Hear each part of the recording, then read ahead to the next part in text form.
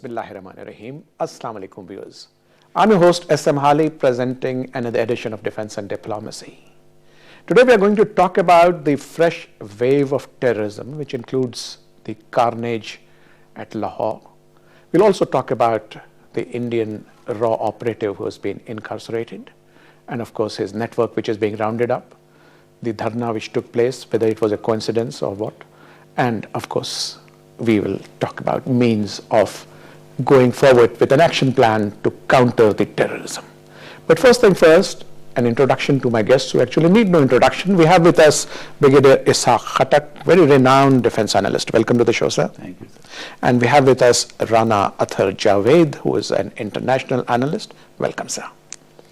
Let's start the discussion with you, sir. What is your opinion, of course, aside from condemnation of the Lahore carnage? Bismillahirrahmanirrahim. I think we are in a hurry. When I say in a hurry, because if we think that terrorism will finish in such a short period of time, I think we need to rethink, because it's almost 15 years when the American came into Afghanistan, and if you go further back, the Afghan jihad, etc., and all those, this is all aftermath of all these global and regional events. But we have been 15 years into this war, and a year and a half since military Operation Zarb-e-Azb. I thought the back of the terrorists was broken, but here comes another hit. I think when you use this term, back of the terrorism, yes, serious damages have occurred. Serious damages have occurred. Now, why should I say that serious damages? Because now you look at the targets which are being engaged. They are not hardy targets. They are reaching parks, schools, colleges. So these softer areas where the security apparatus is not very well placed, or the areas are not very well guarded, now those areas are chosen by the terrorists. And this is the first time that they have gone deep to Lahore. Otherwise they were mostly striking KP and the western side, I would say, towards KP and the Punjab province. But sir, allowed to say, and you are a military strategist, this was not a target of opportunity. It was very well planned. It was Easter, and the protagonists knew that a lot of Christian community, especially women and children, will be out celebrating. So the park must be full. Yes, that is what I am saying. The place where those all were standing in queue, going for the tickets and purchasing, and there's so many people sitting around and waiting for those entertainment which they were trying to enjoy in that place. So target was, yes, it was chosen. It was a softer target. The purpose of terrorism, very clear terrorism purpose is that you should strike a place where it hurts most, and where the people gets. If you hold that thought, I'll come back to you, and I'll also like to ask you about the timing of this particular attack. There's something sinister about it. But Rana Javed, what is your opinion of the carnage, other than, of course, expressing your sorrow and condemning it? Of course, that's what you have said it, but of course I would say as well, it's condemnable and very heinous crime against Pakistanis, because I don't classify we have been suffering all across the board, irrespective of the communities. So I'm not going to classify as if only because I think they were Pakistanis, and they have the same status. They were martyred, and they were martyred by the criminals and the terrorists. Having said that, it means that the disconnect exists between national action plan and the implementation process. It's not always engaging through hotballs or Zarb-e-Azb's. The gist is of operational, all the operational scope has been that the destruction of infrastructure, the main tools they were using, their hideouts, they are flushed out.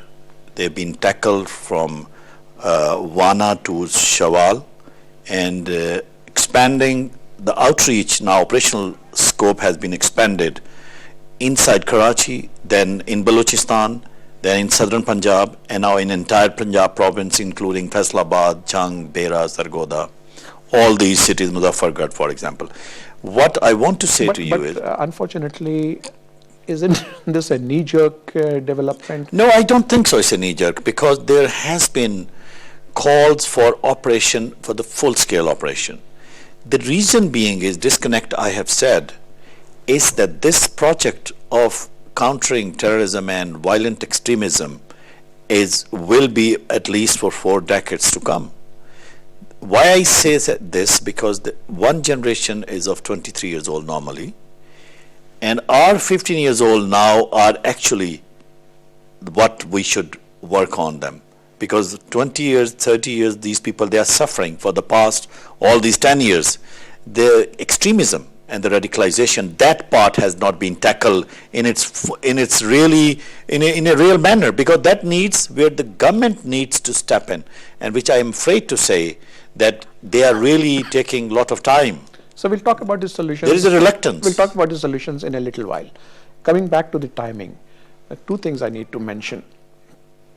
One, the Brussels attack took place on the 22nd, and this came only a week after that.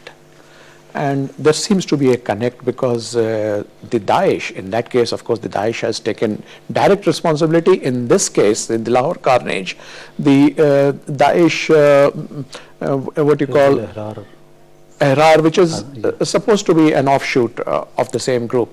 It's of TTP maybe, yeah, it's not Yeah, Daesh, TTP, yeah. but they have, I believe, shown allegiance to the ISIS or ISIL. What do you say to that, sir? I'm still not, I would not say that it's Daesh activity. Okay. Why? Because I think Daesh is primarily focused now towards the European community side. I would say the Europe. They're focusing on that side. Yes, their affiliates are operating here. Yes, Their franchise. yeah, their franchise, one could say. But timings are the other events also which we need to. Actually, I'm coming to that, but first I wanted to get this out of the way. So the timings are the 2. One, you're linking it with the Brussels attacks. I'm linking it with the attack, with the arrest of the raw operative in Pakistan. A very possibility. A very big fish, I must say. Yes, an officer of the rank of commander. It's very rare. In the history of Pakistan. Yes. Rather, in the history, world intelligence history, you rarely find such a category of arrest. And many analysts, including some Indians, have said that the Lahore attack was a retaliation to the arrest of this raw operative. But we need to analyze that. How? Because do we think the Indian should respond, or Indian would respond to such kind of act? That's a question mark. Secondly, because they are gone on a back wicket at the moment. On a Pathankot, they were fighting on a front. They made such a hue and cry all over the world that Pakistan is involved and non-state actors are involved and Pakistan is sponsoring terrorism and all those things.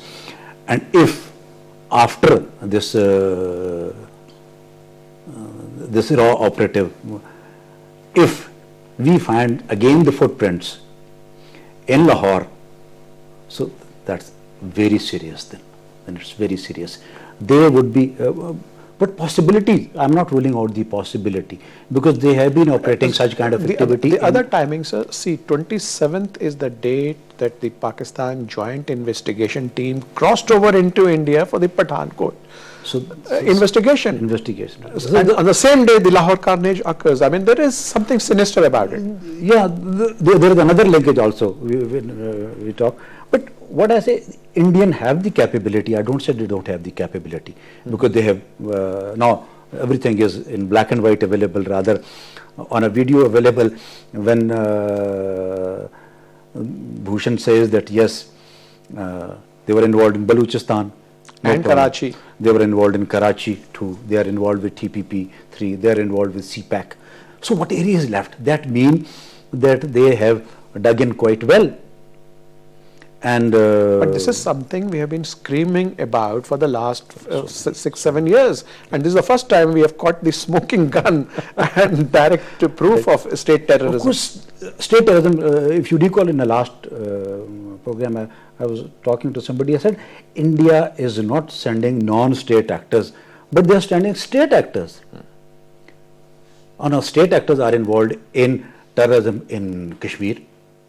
They are involved actively in terrorism in Balochistan province. They are sponsoring all kind of sabotage and subversion and terrorist activities through TTP in Pakistan.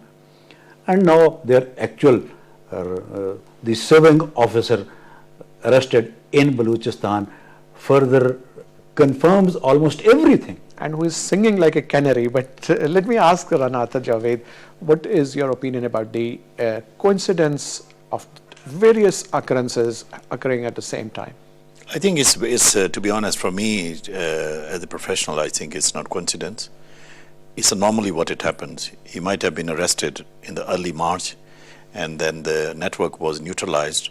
And whatever normally, winding down such kind of, very structured and systematic network which he was running since 2003.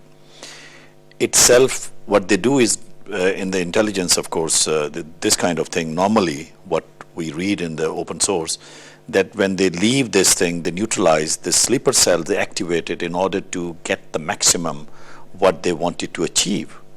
By doing that, they also recruit in the process to shift or, create an alternative. I'm sure they have already created a parallel alternative network, because this was one catch. There could be many Yadavs here. But they're already rounding up quite a few people. And he's not an operative. He was a field commander running the entire operation. That means from tactical to financial support, the covert activities from Chabahar to all the way to Karachi to Gadani, and he was everywhere. It means when he was everywhere means the footprints of RAW were everywhere. So we have to contextualize the operational scope, the financial, those concurrents they must have applied to, and the way they have penetrated from bottom to up.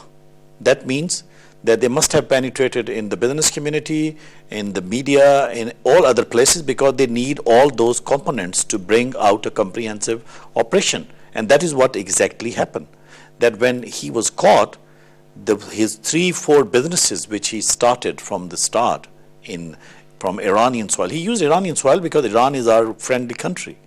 He used that, the access, because Pakistan and Iran has a great relationship, diplomatic relation. Our people can go across each other, they cross the border, they come and visit each other. Our Zaireen go, and the same, vice versa. There's no so he used that cover, I'm sure. And this will, the more details would emerge, but primarily, if you look at his statement, if I just analyze, because the Indian Express today very, I would say ridiculously said that it was tutored, that as if he was, as we said, singing bird or singing monkey, for example. But to me, when a catch of this type, is being blown away, or is cover blown up, or everything is captured, then they have to manage the damage, they control the damage. And the first thing they do is, because of Pakistan-India's history in exchange, because as we understand that we are not very big country and we don't have that many resources as India has. India has also, by default, the consultation and especially tuitions and teaching from other intelligence agencies and the collaborations, placement and accessibility. This is what they must have done. That how he must have retired in papers, and then he must have assumed this position, because I'm sure they would have known that this is the kind of suicidal mission. You're captured or killed. Are you successful or you're dead? So in this case, we picked him up alive. That is what conventional wisdom is defeated in intelligence field. That either you're successful or dead, but he was captured alive. For us as a Pakistani, I think it is alarming. By the same time, I'm not surprised when Ajit Doval, he proudly and arrogantly admits among the students, the public, the 7 years. Remember, these 7 years when this guy was also operating in Karachi, and he was operating from Lahore. And then you look at the other aspect, which is very important, that relates to Prime Minister Modi's statement in Bangladesh. All these things fits in quite well. Yes, now we have empirical evidence. I'm sure we had already empirical evidence. We did provide Demaché and dossier to United Nations Secretary General and to all others. So we are actually, and in Pathankot case, for example, you were referring to that. I'm not surprised that there are joint investigative team have not granted any sort of access to any material, to any audio, to any visuals. It is being stonewalled. It is being stonewalled. So if this is despite not Pakistan's best efforts to show that we are sincere, and I'm expecting that if Indians are really, as a democratic country, the so-called bigger democracy, they should accept that this is their man, and they cannot deny it, because the documents he carries, the forgery he has committed on the Iranian soil, he will be, and I'm sure he must be trialed on both countries, in both countries. I hope good sense prevails. Yes. But tell me, Brigadier Ishaq, what will be the impact of this very major arrest made of the Indian raw agent? The first thing is Pathankot reaction, the way they were responding when this Pathankot incident occurred. The kind of noise which was heard all over the diplomatic community, the international organizations were engaged by the Indian that Pakistan is a terrorism-sponsored country. And unfortunately, we were on a back foot.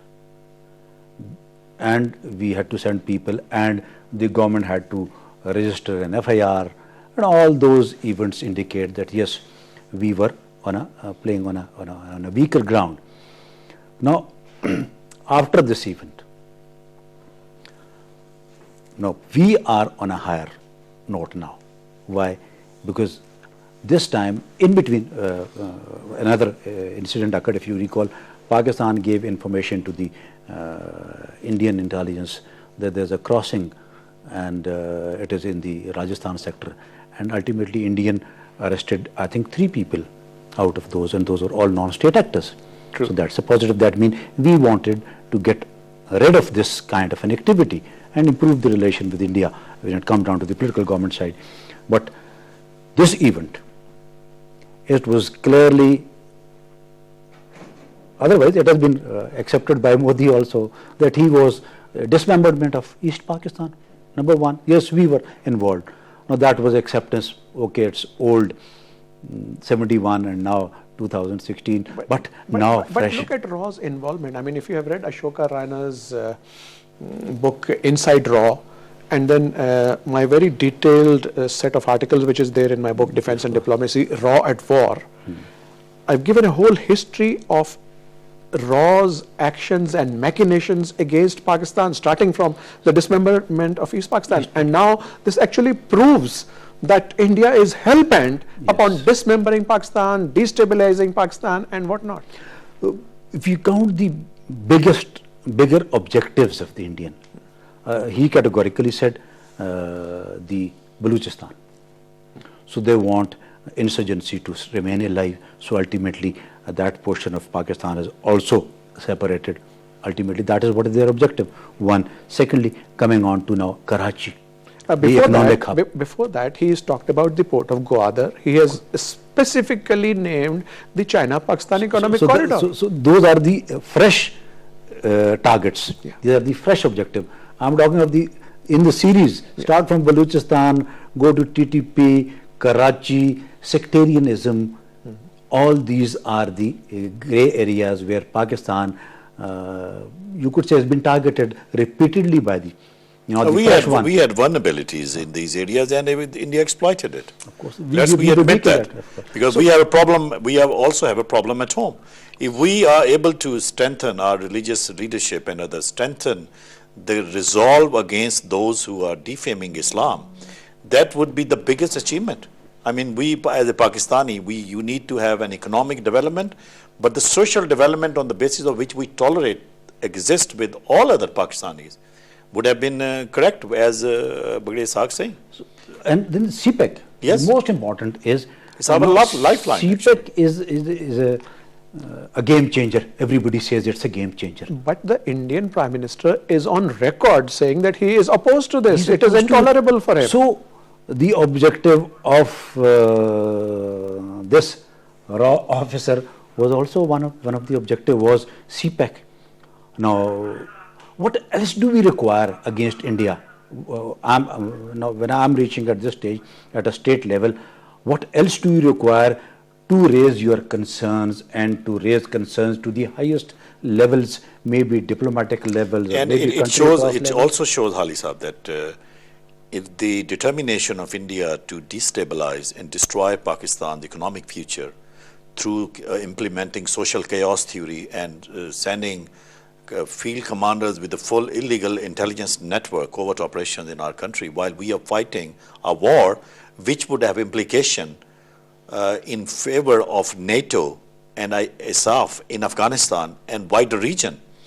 This means that India actually is not sensitive to international requirements or peace requirement, and also the stability program which the United States, the European country, including Denmark or these NATO member states, they have actually forwarded a stability program in collaboration with Pakistan, where Pakistan is facilitating.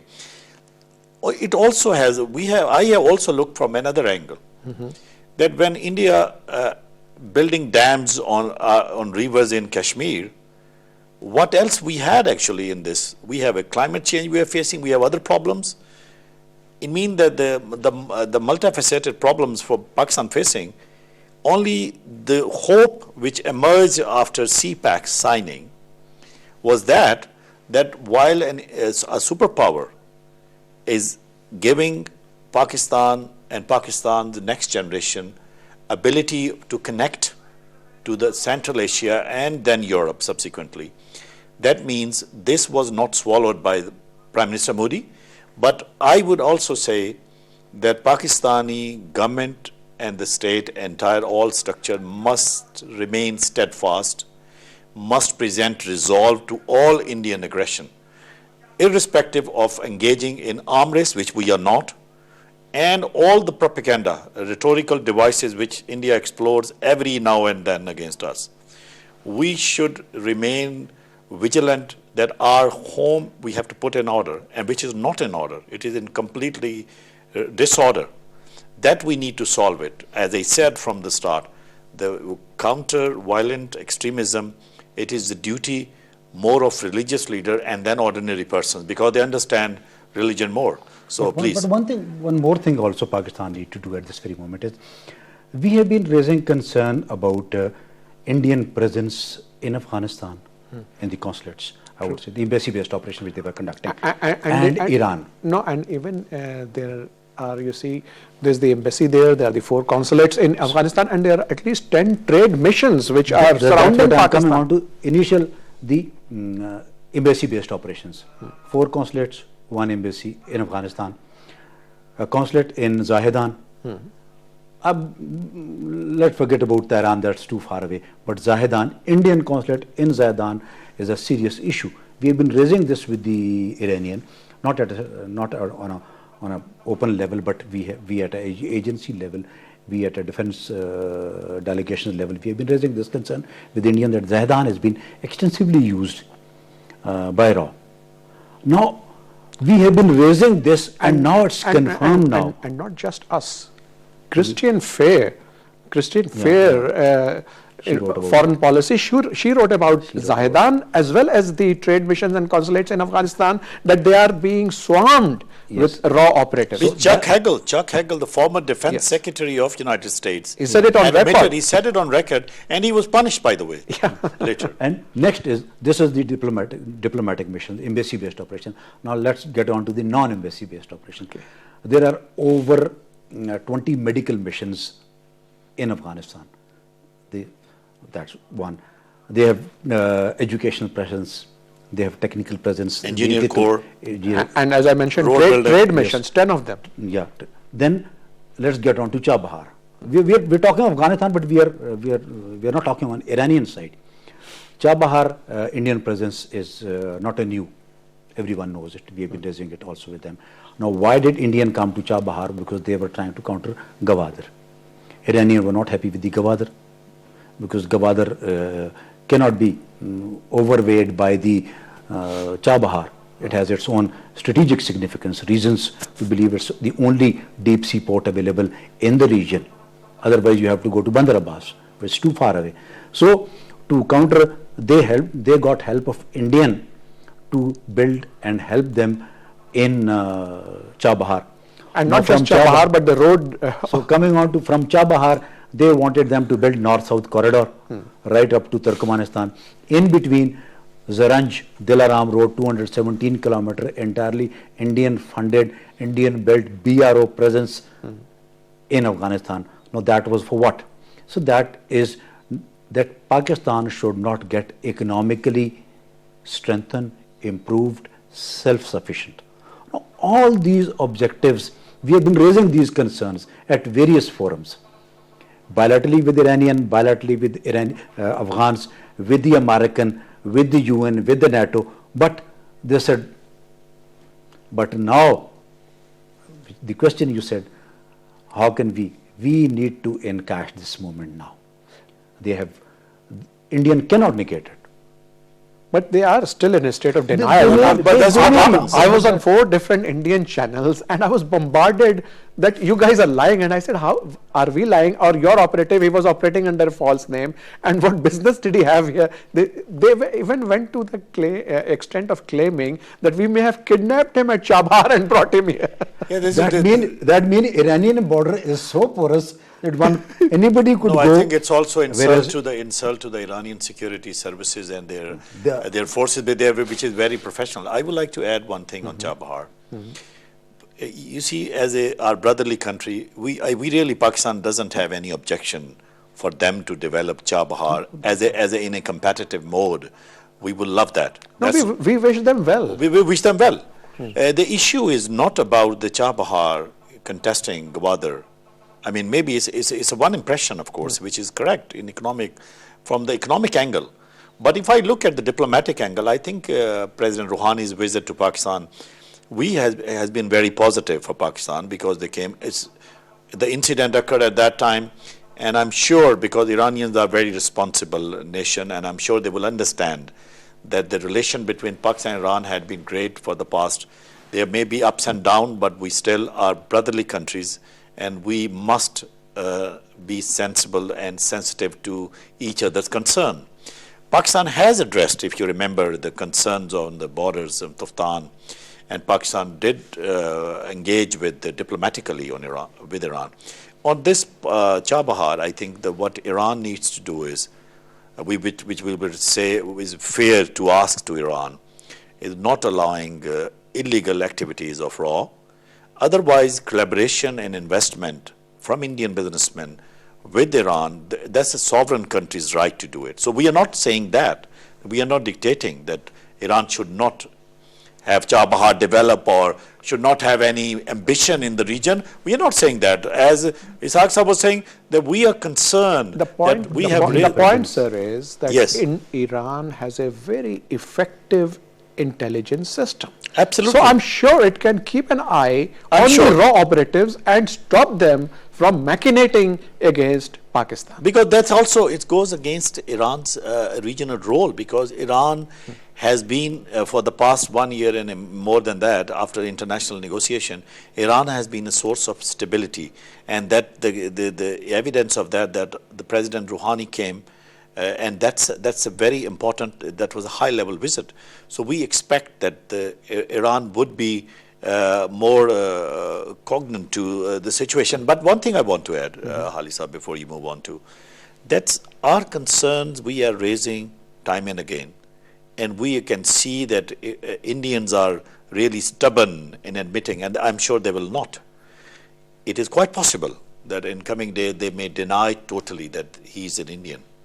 it can happen because this is. But I think we have, but we have a good record of things. But their Ministry of External Affairs has They admitted accepted that it. he is an Indian citizen. Indian citizen. The only thing they are saying is that he retired from the Navy and became a private businessman. But And- one and then more And a question. businessman who was running a covert operation. Under What a is false that? name, That under a is false very name and fishy a false business. passport. That's a very fishy business. Very fishy. But and he has also admitted to trafficking raw operatives from Chabahar to Gadani and so on. But sir, one thing more is bothering me and my viewers, I'm sure. This dharna happened on the same day as the Lahore carnage. Is there any possibility of a coincidence here? We may not say that coincidence, but I'm worried on an account that so many fronts are again opening up. But kudos are due to the government that it handled it That is what without that is what is any my use worry. of force. That is my worry, is that when will we start learning to handle such like affairs? For 4 days, again Pakistan was on the world focus. And with what? And the capital city. In the capital city. Now, in those 4 days, I don't. Okay, maybe the Anyway, Interior Minister was right when he says, yes, he doesn't want to lose the life. Yes, it's very important. I think it was in all is well that ends well. I think it went well in terms of they had complaints. I mean, first of all, they should not have entered into the red zone because it challenges the authority, legitimacy That of is the what rule is of law, and it should never happen again because this has become a habit that they give them space. And secondly, it is also on the credibility of the federal government and also the Punjab government that they'd have to be very careful that in a time of war, when we are facing at all fronts, as Ishaq Saab is saying, that all fronts are opening up. Again opening up. Opening up. So we should be careful, but I think that it ended well. But coming back to terrorism, what should be the action plan to be adopted by Pakistan? Of course, we have the National Action Plan. That is what is important, is National Action Plan. We have made a very good document. Yes. It's a very good document. But we have to which covers everything. But we have to do we execute require it. documents? That is what is important. Is when I said it's beyond my understanding. National Action Plan has been so long. Yes, there has been work on it. People have worked. The steps have been taken. Yet the provinces have to take a lot of action against those, like reforms. May it be syllabi reform, may it be masjid reform, may it be madrasa reform, may be action against the militant organizations, maybe the Terror financing. That is very important. The religious extremism, the hate speeches, the hate material. All these things have to be. You need to work on it. The Interior Ministry and all those security and law enforcement agencies, they must work on it. How long will it take? Till the time we don't implement the National Action Plan. Do we require another document? No, we don't. What? Rana sir, what should the people and the government of Pakistan be doing more to curb or rather eradicate terrorism? I think the people of Pakistan actually they have to also give a backup to the support to the. I was saying National Action Plan. To this day, it was a national plan. Actions are being taken by military, our law enforcement agencies, but mostly primarily leadership, military and ISI, and of course all other civil agencies, but mostly they are doing it. What we don't need is impediments generated or created by fighting factional politics from in Sindh or in Punjab or in KP. We don't need that. We need that apex thing to work. We need the provincial governments to fall behind, provide complete unconditional support to the military and rangers and all others.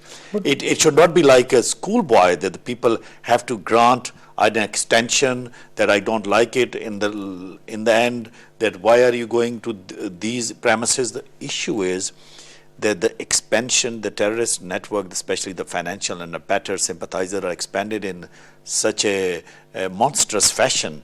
It would be difficult to scramble them until and unless we initiate proper institutionalization of counter-violent extremism, proper as done by Americans. Saudis have done it, Indonesians are doing it, UAE have done it. We are not doing it. I don't know why. The reluctance is inconceivable at a point, and there comes the public. You were saying public. Look, when somebody rents their house, they have to check the documentation. When 4 people are coming to reference of somebody, they're staying at somebody's home, like they did in Mardan, for example, and they did same, staying with ordinary people. The knowledge, the information only can come if the police really on the ground.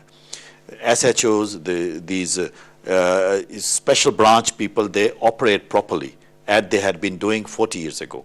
They're not doing it now. Before that, they had hands-on experience. They knew who is coming, who is going out. We have to do that. We have to do two things. The disconnect is between the provinces Absolutely. and the federal government and the law enforcement agencies. So how can it be bridged? That is what is the worry, is that all these political elders, I would say, if they are elders or if they are leaders, they need to sit. Do they want Pakistan to be a better country, livable, and where our next generation will not curse us that what we have done in last 20, because 30 years. Technically, Halisa, we failed as this generation and the previous one. We have failed to provide a safe future. The only chance we have now that the Zarb-e-Azab since June 2014 has done an extraordinary, tremendous job under the leadership of Chief of Army Staff Rahil Sharif. We need our political component and political dispensation to be given now. But that is otherwise, it would be difficult to maintain the strategic gains we have made. But that's what my point is. One final question, very briefly.